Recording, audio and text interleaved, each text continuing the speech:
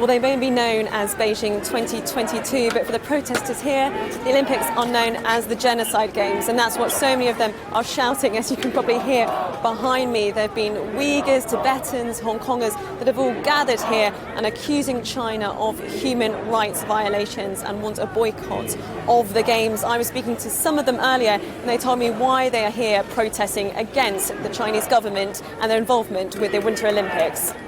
I would say the boycotting the Beijing Olympics is a symbolic move to try to signal that the world is watching. The world is watching upon the genocide in Xinjiang, the total genocide in Tibet, and all kinds of human rights oppression happening in Hong Kong. I'm here today to boycott the Winter Games, the Olympic Winter Games in Beijing, and I'm part of Tigray Youth Network, which is a diaspora initiative in the UK campaigning for an end to the genocidal war on Tigray, which is the northernmost region in Ethiopia. We're here boycotting the Olympics because of China's involvement in the genocidal war, particularly arming the federal government of Ethiopia to continue. My mum, who's here with me, her cousin and other members of her family were killed in the Holocaust. The similarities are so obvious for everyone to see.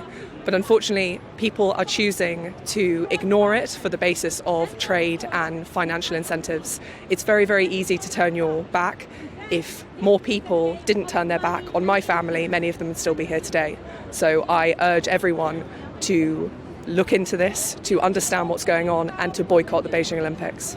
That was some of the protesters speaking to me earlier about the Winter Olympics.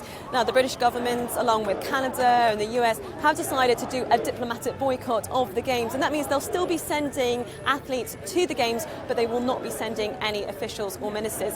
And that's partly because last year the British government voted on the situation in China, particularly in regard to the Uyghurs. There's about 1 million of them, of the Muslim minority in China, that are currently in internment camps at the moment. And there's also accusations of forced sterilisation and torture. And therefore, the British government had a vote last year and declared the situation in China genocide, along with a number of other countries as well. So that's one of the reasons why there's been this diplomatic boycott. But for many of the groups that are gathered here today, whether they're from Uyghurs or from Hong Kong, they're frustrated that the Games are taking place at all and are angry at the International Olympic Committee and saying that by having the Games there, you are legitimising a regime that is involved with human rights abuses. Now, China says that there is no genocide taking place at all and is very angry of the condemnation that they've received from the international community. So it'll be interesting to see what we will see over the next couple of weeks in regards to the Games, as there are many people who are very frustrated and angry that they have been allowed to take place in China.